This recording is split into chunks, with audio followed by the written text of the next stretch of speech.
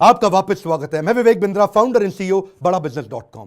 आज मैं एक सन्यासी के विषय में बात करूंगा। वीडियो थोड़ा अलग होगा, आज डिफरेंट होगा। सन्यासी के जीवन से पावरफुल बिजनेस लेसन्स। ये एक अलग ही सन्यासी है। हिल डिवाइन ग्रेस अभय चरणारविंद भक्ति वेदांत स्वामी श्रील प्रभुपाद। कौन है श्रील प्रभुपाद? ये इस्कॉन के फाउंडर आचार्य हैं। इस्कॉन का नाम तो लगभग पूरी दुनिया ने सुना है, इनका नाम कम लोगों ने सुना है। स्वामी विवेकानंद को तो लोग जानते हैं, लेकिन इनके बारे में कम जानते हैं। आज कुछ ऐसी अद्भुत बातें बताऊंगा, वीडियो से नजर मत हिला दीजिएगा। श्रील प्रभुपाद से आप दुनिया भर के सारे बिजनेस लेसन सीख सकते हैं। आप पंक्चुअलिटी सीखना चाहते हैं, टाइम मैनेजमेंट, लीडरशिप को कैसे तैयार करें, एक इंस्टीट्यूशन को कैसे स्केल करें, बिना पैसे के एक ऑर्गेनाइजेशन को कैसे बिल्ड करें, सस्टेनेबिलिटी कैसे लाएं, प्रोसेस कैसे लेके आए, पीपल स्किल क्या होते हैं, रैपिड एक्सपेंशन, ग्रोथ, स्पीड, ये कैसे आता है। बंगाल में इनका जन्म हुआ था 1896 के अंदर, और इनकी माता का देहांत हो गया था जब ये 14 साल के थे, 1910 में। ये स्कॉटिश चर्च कॉलेज गए थे। यूरोपियन लेड एजुकेशन थी, शुरू से ही बहुत तेज थे। अंग्रेजी में इन्होंने पढ़ाई करी, लेकिन इन्होंने डिप्लोमा या डिग्री जो भी थी ब्रिटिश को रिस्पॉन्ड करते वक्त इन्होंने इंडिपेंडेंस मूवमेंट पर उसको लेने से अस्वीकार कर दिया। गांधी के नॉन कोऑपरेशन मूवमेंट में ये बहुत बड़े कॉन्ट्रीब्यूटर रहे। ये कोई शुरू से सन्यासी नहीं थे। प्रयागराज इलाहाबाद में इनका खुद का फार्मेसी का बिजनेस था, पर 1922 में जब अपने गुरु से मिले, इनके गुरु इनको देख के पहचान गए कि श्रील प्रभुपाद की अंग्रेजी तो इतनी अच्छी है कि जब ये अंग्रेजी में बोलेंगे तो अंग्रेज भी डिक्शनरी खोल करके उस समय समझेंगे कि अंग्रेजी में बोल क्या रहे हैं। तभी इन्होंने प्रभुपाद को एक आदेश दिया, क्या तुम मेरे लिए एक काम कर सकते हो? तुम्हारे को शास्त्रों में मन भी लगता है और अंग्रेजी भी अच्छी है, तुम भगवत गीता के ज्ञान को अंग्रेजी भाषा में पूरी दुनिया तक पहुंचाओ, क्योंकि हमारे शास्त्रों को दुनिया में कोई नहीं लेके जा रहा। दुनिया की किताबें हमारे देश में आ रही हैं। श्रील प्रभुपाद ने उनकी इंस्ट्रक्शन को दिल से लगा लिया। गुरु मुख पद्मा वाक्या चित्ते कौरिया ऐक्या, के गुरु के मुख से निकले हुए वाक्यों को चित्त के साथ एक कर लो। अंग्रेजी में भगवत गीता को ट्रांसलेट करना शुरू कर दिया। बैक टू गॉडेड किताब लिखते, भगवत गीता को ट्रांसलेट करते। लैपटॉप टाइपराइटर नहीं हुआ करता था, कंप्यूटर नहीं होता था, मैनुअली लिखते थे। एक साल लगा करके इन्होंने कई पेजेस के अंदर भर करके भगवत गीता को ट्रांसलेट किया। एक दिन फैक्ट्री से वापस आ रहे थे, अपने घर पहुंचे। जब घर पहुंचे तो ढूंढने लगे कागज कहां हैं सारे। इतनी मेहनत की, कागज इनको मिल नहीं रहे थे, बड़े परेशान थे उस समय। अपनी धर्मपत्नी से पूछा कि वो कहां है जो मैंने भगवत गीता ट्रांसलेट करी। तो अचानक इनकी पत्नी ने जो बोला, इनके होश उड़ गए। इनकी पत्नी ने कहा वो सारे तो मैंने कबाड़ी को बेच दिए। बोलो क्यों बेचे? बोला उसके बदले में मैंने चाय खरीद ली, अंग्रेजों ने बताया चाय पीनी चाहिए। प्रभुपाद को बहुत बुरा लगा। अचानक प्रभुपाद ने उनसे पूछ लिया टी और मी। इनकी पत्नी ने बोल दिया टी। उस दिन उन्होंने अपना घर छोड़ दिया, संन्यास लेने की तैयारी करी। वहां से जाकर के उन्होंने फिर से भगवत गीता लिखनी शुरू करी। बाद में ये वृंदावन चले गए, कई साल वृंदावन रहे, भगवत गीता लिखी, उसकी तैयारी करी। ये पहले से जानते थे कि दुनिया का नंबर 1 देश अमेरिका और अमेरिका का नंबर 1 शहर न्यूयॉर्क, तो मैं शुरुआत न्यूयॉर्क से ही करूंगा। थोड़ा इमेजिन करिए, 70 साल का किसी बूढ़े व्यक्ति का चित्र लेके आइए अपने मन में। 70 साल की उम्र में 32 दिन की जहाज की लंबी यात्रा, जिसमें रास्ते में इनको 2 बार हार्ट अटैक आ गया। कुछ केवल साथ में $7 लेके कुछ किताबें लेकर निकल पड़े। वहां कोई इनको जानता नहीं था। ये जानते थे कि मैं अकेला हूं और मैं सब कुछ नहीं कर सकता। मैं सब कुछ नहीं कर सकता, इसका मतलब ये थोड़ी कि मैं कुछ भी नहीं कर सकता। मैं सब कुछ नहीं कर सकता, इसका मतलब यह नहीं कि मैं कुछ भी नहीं कर सकता, क्योंकि मैं कुछ कर सकता हूं तो मैं कुछ कर लूंगा, और कुछ कुछ कर करके मैं सब कुछ भी कर दूंगा। और वो हिम्मत लेकर के निकल पड़े। वहां पहुंचे टॉम्स्किन स्क्वायर पार्क न्यूयॉर्क के अंदर। उन दिनों वियतनामीज और यूएस का वॉर चल रहा था, जिसके कारण वहां बहुत हिप्पीज आ गए थे। हिप्पीज वो हुआ करते थे जो सड़क पर लेट करके इलिसिट सेक्स करना, नशा करना, वहीं पर नंगे लेटे रहना, 2-2, 4-4, 6-6 महीने तक नहाना नहीं। हिप्पीज ने एक्चुअली डिफाई कर दिया अमेरिका को। अमेरिकन सरकार परेशान थी कि ये लोग अपना घर छोड़ चुके हैं, पूरी तरह स्वतंत्र हो चुके हैं और कुछ भी कर रहे हैं। इन्होंने सोचा क्यों ना इन्हीं के साथ शुरुआत किया जाए। सबसे डिफिकल्ट मैन पावर को उन्होंने कल्टीवेट करने का कोशिश किया, उनको डायरेक्शन दिया ताकि मैं कमिटमेंट ले सकूं। धीरे धीरे उनके लिए कीर्तन करना शुरू कर दिया। इनका रूल क्या था? करेक्शन नहीं, मेडिटेशन। एक बार मेडिटेशन करा के इनको करेक्शन दूंगा बाद में, पहले मेडिटेशन बाद में करेक्शन। और वहां जो हिप्पी हुआ करते थे वो उनकी सुनते नहीं थे, बेइज्जती करते थे, इनके ऊपर सिगरेट का धुआं फेंक देते थे, इनको टॉयलेट की लंबी लाइन में पीछे धक्का मार के खड़ा कर देते थे, इनका सामान चोरी कर लेते थे, इनकी बेइज्जती करते थे। पर प्रभुपाद उनके लिए फिर भी भोजन बनाते थे, उनको सुबह शाम भगवत गीता पे कथा सुनाया करते थे, उनके साथ बैठ के कीर्तन करते थे। उनको धीरे धीरे मजा आने लगा। प्रभुपाद ने एक दिन उनसे पूछा तुम नशा क्यों करते हो? तो बोले सर मेरे को ना I want to stay high. मैं नशा क्यों करता हूं? मुझको अच्छा लगता है, I want to stay high. तो प्रभुपाद ने कहा मैं तुमको ऐसा नशा दूंगा which will keep you high forever. उन्होंने बोला ऐसा नशा है आपके पास? बोले वो कौन सा नशा है? बोले हरिनाम का नशा है। मैं तुमको हरि नाम लेना सिखाऊंगा, मैं तुम्हें भगवत गीता पढ़ना सिखाऊंगा। अगर तुम कृष्ण के आदेशों को समझ पा गए तो वो सबसे ऊंचा नशा है। जिसको वो नशा लग गया आध्यात्मिक जीवन का, तो भौतिक जीवन के नशे उसके सामने बहुत छोटे पड़ जाएंगे। धीरे धीरे लोगों ने उनकी बात सुननी शुरू करी। ये लोग अपना घर बार पहले ही छोड़ चुके थे। प्रभुपाद को समझ में आ गया ऐसी मैन पावर जिसका कहीं दुनिया में अटैचमेंट नहीं, उनको कल्टीवेट कर गया तो ये मेरे मूवमेंट को पूरी दुनिया में फैला सकेंगे। ये अंग्रेज है और अंग्रेजों की बात पूरी दुनिया जानती है, इसीलिए हंट द राइनोसरस अगर शिकार करना है तो गेंडे का शिकार करो। प्रभुपाद ने सबसे कठिन मुद्दा उठाया और उसके बाद अमेरिका की सरकार भी प्रभुपाद को धन्यवाद करती थी कि तुमने ऐसे लोगों को नशा छुड़वा दिया। वो सारे हिप्पी हैप्पी बन गए। क्या कमांड, दोबारा सुनिए, हिप्पीज को हैप्पी बना दिया इन्होंने। कैसे हैप्पी बनाया? उनको गुलाब जामुन बना बना के अपने हाथ से खिलाते थे, उनको कथा सुनाते थे और धीरे धीरे उनका हृदय में परिवर्तन आया। और वहीं से प्रभुपाद ने, ये लीडर्स ऑफ लीडिंग लीडर थे प्रभुपाद, मेरी बात सुनिए, एम्पावर करते थे, लीडर्स ऑफ लीडिंग लीडर। इतना विश्वास डाला उनमें, इतना ट्रस्ट डाला उनमें कि उनको बोला यहां से तुम मेरे सारे शिष्य बन चुके हो। 10,000 शिष्य उन्होंने बनाए धीरे धीरे करके यूएस के अंदर। 2 को उन्होंने भेजा यूरोप में, 2 को भेजा अफ्रीका, फिर 2 को ऑस्ट्रेलिया, फिर 2 को रशिया, फिर 2 को इंडिया। ऐसा करते करते उन्होंने सब जगह लोगों को अलग अलग भेजा और बोला अब इस भगवत गीता को तुम लेके जाओ। मैंने तुमको सिखाया, अब तुम दूसरों को सिखाओ। 1965 से 1977 तक लगभग 11-12 साल इन्होंने पूरी तरह अपने आप को झोंक दिया। पैसे की कमी थी इनके पास, सोचा पैसा नहीं है तो अगरबत्ती, पूजा में काम आने वाली अगरबत्ती का बिजनेस इन्होंने अपने शिष्य को करना समझाया। लगभग 3 सालों के अंदर $1 मिलियन का रेवेन्यू आना शुरू हो गया अगरबत्ती के बिजनेस से। किताबें इन्होंने तेजी से लिखनी शुरू कर दी। 5.5 करोड़ किताबें इन्होंने इस दौरान पूरी दुनिया के अंदर बांटी। किताबें बेच करके कुछ फंड रेज किया जिससे इन्होंने मंदिर बनाने का प्रयास किया। अपने शिष्यों को समझाया, उनको सिखाया। वो किताबों को 25 भाषाओं में पूरी दुनिया के अंदर ट्रांसलेट किया। उन दिनों क्या हुआ, सब लोग, अंग्रेज लोग पूरी दुनिया में इनको देख रहे थे। ये कौन इंडियन सन्यासी आया है जिसने भगवत गीता, कृष्ण अर्जुन, जिसकी कोई जानकारी नहीं किसी को, लेकिन गोरे काले हर धर्म के लोग सीखने लग गए। ये रिलीजन से आगे लेकर के चले गए। इन्होंने कहा रिलीजन नहीं, मैं स्पिरिचुअलिटी की बात कर रहा हूं। उसी दौरान एक रिपोर्टर इनके पास आया, बोला Swami ji, India has a factory of producing God. Every weekend a God comes from India and says that I will make you God, start funding me, come on. तो स्वामी जी हैरान हो गए। बोला Swami ji, are you also God? क्या स्वामी जी तुम भी भगवान हो? तो प्रभुपाद ने बोला नहीं नहीं, मैं भगवान नहीं हूं, मैं भगवान का नौकर हूं। तो वो हैरान हो गया। पहली बार कोई ऐसा व्यक्ति आया हिंदुस्तान से जो बोला मैं भगवान नहीं हूं, भगवान का नौकर हूं।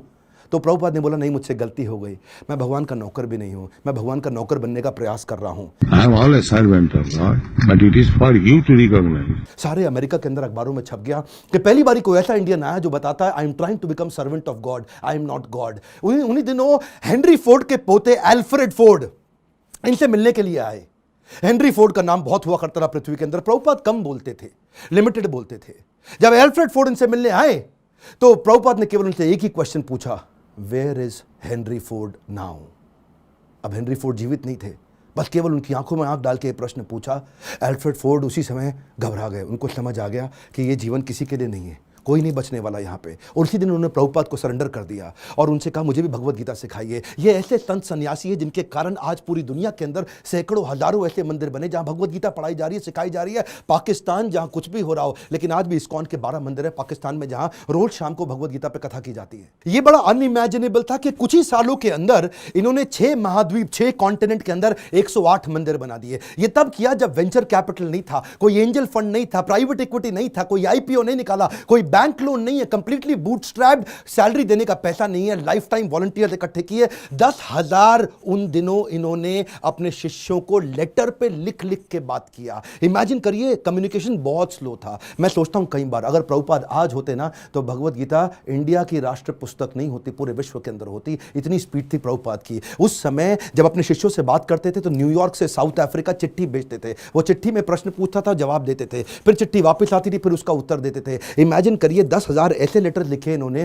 कितना समय की कमी रहा होगा। इनके इतने सारे philosophical issues, managerial issues, personal issues, professional issues, सब पे गाइड किया करते थे। व्हाट्सएप नहीं था, कम्युनिकेशन नहीं था, वहां पे फ्लाइट तेज नहीं जाती थी। बावजूद उसके इन्होंने 12 साल के अंदर 15 बार पूरी पृथ्वी का भ्रमण किया।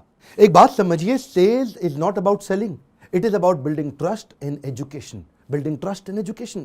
विश्वास बढ़ाओ, एजुकेट करो, विश्वास बढ़ाओ, एजुकेट करो। दुनिया भर में इतना विश्वास बढ़ा दिया, एजुकेशन बढ़ा दिया भगवत गीता के बारे में कि बीटल्स, जो उस समय बहुत फेमस हुआ करता था, बीटल्स के जॉर्ज हैरिसन ने अपना 70 एकड़ का फार्म वॉटफोर्ड में लंदन के नजदीक इनको डोनेट कर दिया। वो इनका शिष्य बन गया और अपने रॉकस्टार गानों के साथ साथ कीर्तन करने लग गया, हरे कृष्णा। उन्हीं दिनों प्रभुपाद जी साथ साथ इतनी किताबें लिखना चाहते थे, जानते थे मैं बूढ़ा हो गया हूं, सारी चीजें लिख के चला जाऊं ताकि लोग उसको आसानी से फॉलो कर सकें। उन्होंने खुद से लिखना बंद कर दिया, डिक्टाफोन ले लिया।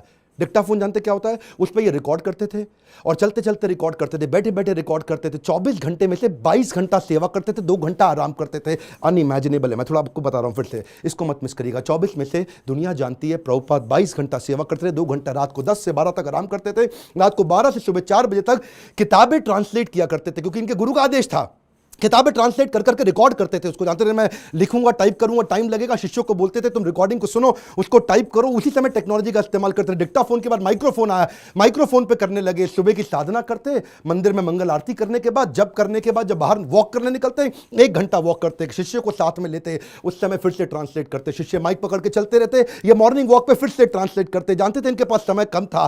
प्रभुपाद ने अपने 12 साल के अंदर वो काम किया जो कि बिल्कुल अकल्पनीय है।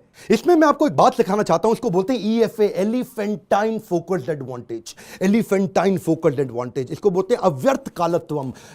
संस्कृत का शब्द है अव्यर्थ कालत्वम, यानी कि इतना सा भी समय वेस्ट नहीं करना। ऑब्सेसिव अटेंशन टू डिटेल, और इसको क्या कहते हैं OAD, obsessive attention to detail. हाथी के बराबर हाथी शब्द इस्तेमाल किया गया, एलिफेंटाइन फोकस, जो कि लगना चाहिए आपको बहुत भयंकर फोकस है ये। मेरा एक दोस्त है, वो मुझे क्या कहता है कि यार विवेक, मेरे को 12 साल लग गए एक फैक्ट्री को 2 फैक्ट्री बनाने में। सुनिएगा, 12 साल लगे एक फैक्ट्री को 2 फैक्ट्री बनाने में, जिसमें मैंने बहुत पैसा लगाया। प्रभुपाद बिना पैसे के एक मंदिर को 108 मंदिर बना दिया 12 साल के अंदर। ये किया कैसे? बिना तनख्वाह दिए। मैं इतनी तनख्वाह दे रहा हूं, लोग काम नहीं कर रहे, ये बिना तनख्वाह के लोगों से इतना काम करा लेते हैं। इसी को बोलते हैं कि वैकुंठ से जब व्यक्ति आता है और ऐसी लीडरशिप बिल्ड करता है, ऐसी लीडरशिप वाला व्यक्ति इतना एम्पावर कर देगा कि एक ऑर्डिनरी आदमी से एक्स्ट्रा ऑर्डिनरी काम करा जाएगा। जब जेब में पैसा हो तो स्पीड आ जाती है। सुनिएगा ध्यान से, जब जेब में पैसा हो तो स्पीड तो आ ही जाती है, लेकिन प्रभुपाद की जेब में पैसा नहीं था। ये थोड़ा सा अनइमेजिनेबल केस स्टडी है कि लो कॉस्ट हाई स्पीड। सुनिएगा ध्यान से, बिना पैसा लगाए लो कॉस्ट पे हाई स्पीड कैसे बिल्ड करें? इसका तरीका क्या है? अर्जेंसी और पीपल स्किल।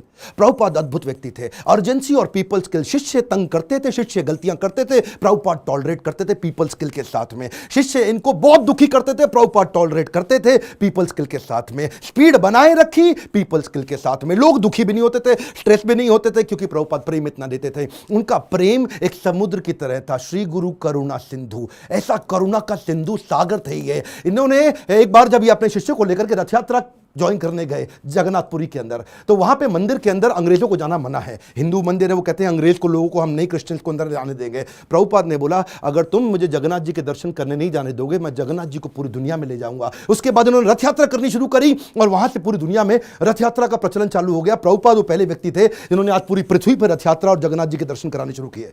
यहां पे ये रुके नहीं, इसके बाद उन्होंने सोशल और चैरिटेबल काम भी किए। World largest vegetarian food relief programme शुरू किया जिसका नाम है food for life.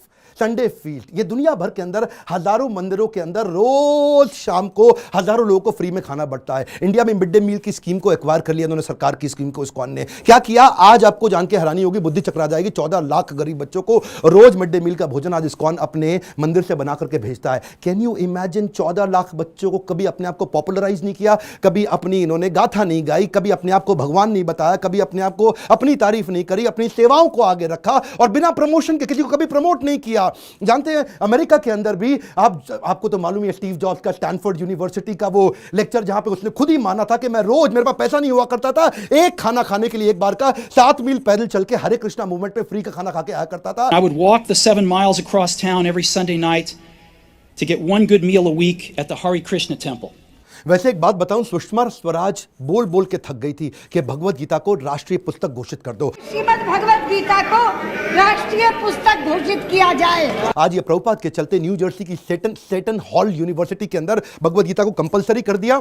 Hare Krishna movement से भगवत गीता को लेके कैम्ब्रिज इंटरनेशनल यूनिवर्सिटी यूके के अंदर 2020 से वहां पे भी किताबें कंपलसरी कर दी कि भगवत गीता सिखानी चाहिए। क्यों? क्योंकि ये आपको वैल्यूज देंगी, मोरालिटी देंगी, कैरेक्टर देंगी, एथिक्स देंगी, प्रिंसिपल देंगे, ताकि आप एक इंसान को मजबूत बना सको। बहरहाल उनके पास समय कम था। 1977 में जब वो शरीर छोड़ने वाले थे, उनका वजन आधा हो चुका था। इतने पतले, इतने कमजोर हो चुके थे कि उनके शरीर पे स्किन बची नहीं, हड्डियां और नसें बची थी। जब डॉक्टर भी मिलना आता था ना, उसकी भी बुद्धि चकरा जाती थी कि मैं कैसे दबाऊं, कहीं ऐसे नसों से हड्डी में लुक चुप के दर्द ना होने लग जाए इनको। शिष्य लोग आसपास देखते थे डॉक्टर का मुंह कितना इंच खुला हुआ है, ऐसा ऐसा। डॉक्टर हैरान होता था, इंच नापते थे ऐसा कि ये कैसा व्यक्ति कर रहे हैं। ये इस समय कॉन्शियसनेस को बिल्ड करना पॉसिबल ही नहीं है। प्रभुपाद के सारे ऑर्गन्स काम करना बंद कर चुके थे, उनकी उम्र बहुत ज्यादा हो चुकी थी, लेकिन उस समय डेथ बेड पे, क्षमा चाहता हूं गलत शब्द यूज कर रहा हूं, ऐसे लोगों की कभी डेथ नहीं होती, लेकिन उस समय उस बिस्तरे पे भी लेट करके प्रभुपाद शरीर छोड़ने से पहले भी ट्रांसलेट कर रहे हैं भागवतम को कि मेरे जाने से पहले मैं अपने गुरु के आदेश को पूरा करके जाऊं। अद्भुत। डॉक्टर बोला संभव ही नहीं है, यह बिल्कुल पॉसिबल नहीं है। So, if we have the chance of association with devotees, जानते हैं ये प्रभुपाद ऐसे व्यक्ति थे, जाने से पहले इन्होंने पूरा मैनेजमेंट मैनकॉम, कॉर्पोरेट्स के अंदर ना मैनकॉम होता है, मैनकॉम का मतलब क्या है, मैनेजमेंट कमिटी। तो प्रभुपाद चाहते थे मैं इसको फैमिली रन बिजनेस की तरह ना चलाऊं, इसको इतना प्रोफेशनल कर दूं, जैसे बड़े कॉर्पोरेट्स होते हैं वो फैमिली की तरह नहीं चलते, प्रोफेशनल तरीके से चलते हैं। उन्होंने एक मैनेजमेंट कमिटी बनाई, 12 लोगों की लीडरशिप तैयार करी, बोला जो भी डिसीजन होगा, जो भी पॉलिसी होगी, ये 12 लोग मिलकर के करेंगे ताकि कभी भी करप्शन ना लेकर के आए। जब भी अकेले का खुद का बिजनेस होता है तभी करप्शन आता है। कई ऐसे गुरु जी हैं जिनके बेटे भी अपने आप गुरु बन जाते हैं, उनके बेटे भी अपने आप गुरु बन जाते हैं। यहां पे केवल काबिल व्यक्ति को गुरु बनाया जाता है, यहां पे गुरु को नहीं प्रमोट किया जाता, यहां भगवत गीता को प्रमोट किया जाता है। एकर्स ऑफ एकर्स प्रॉपर्टी बना ली प्रभुपाद ने, लेकिन अपने बच्चों के नाम पे एक प्रॉपर्टी नहीं करके गए, सब कुछ सोसाइटी के नाम पे कर दिया। प्रभुपाद कहते थे कि बिलीफ स्पिरिचुअल होगा और बिहेवियर प्रोफेशनल होगा। सिस्टम सुनिए, कम ऑन, बिलीफ स्पिरिचुअल होगा और बिहेवियर प्रोफेशनल होगा। वो क्या कहते थे, प्रिंसिपल ग्लोबल ग्लोबल है, ग्लोबल ग्लोबल प्रिंसिपल पूरी दुनिया में एक जैसे होंगे, लेकिन रिसोर्सेज लोकल होंगे। अगर आपको पैसा चाहिए तो लोकल जगह से रेज करो, लोकल जगह पे खर्च करो। पैसा ना इस देश से उस देश जाएगा, ना उस देश से इस देश आएगा। प्रिंसिपल ग्लोबल होंगे और खर्चा रिसोर्सेज लोकल होंगे। यही मैं आपको बताना चाहता हूं, अगर इस प्रकार की लीडरशिप आप बिल्ड कर सके तो आपको जिंदगी के अंदर इसके लिए लीडरशिप क्वालिटी चाहिए, और वही मैं सिखाता हूं अपने प्रोग्राम्स के अंदर। इसको बोलते हैं लीडर, जिससे आप सारे स्पिरिचुअल भी और बिजनेस भी सारे लेसन एक साल ले सकते हो। रियल लीडरशिप वीडियो को डाउनलोड व्हाट्सएप पे करके पूरे देश में पहुंचाइए। स्वामी विवेकानंद को जानते हैं, श्रील प्रभुपाद को भी पहुंचाएंगे पूरी दुनिया के अंदर। भारत रत्न मिलना चाहिए ऐसे व्यक्ति को, ये मेरी आपसे प्रार्थना है। बहुत सीरियस हूं मैं आज, मैं अपने दिल से बोल रहा हूं। आज इनका जन्मदिन है, आज सारे व्हाट्सएप ग्रुप में, सारे फेसबुक ग्रुप में, अपने यूट्यूब चैनल पे इस वीडियो को निकाल के अपलोड करिए, पूरी दुनिया में पहुंचाइए। प्रभुपाद जी के बारे में पता चलना चाहिए। और अगर आपको वीडियो कहीं से मिला है, चैनल सब्सक्राइब करके बेल आइकॉन हिट करिए ताकि ऐसे वीडियो आपसे मिस ना हो सके। मेरे साथ जुड़े रहने के लिए, हर बार वापस आने के लिए आप सबका दिल से धन्यवाद।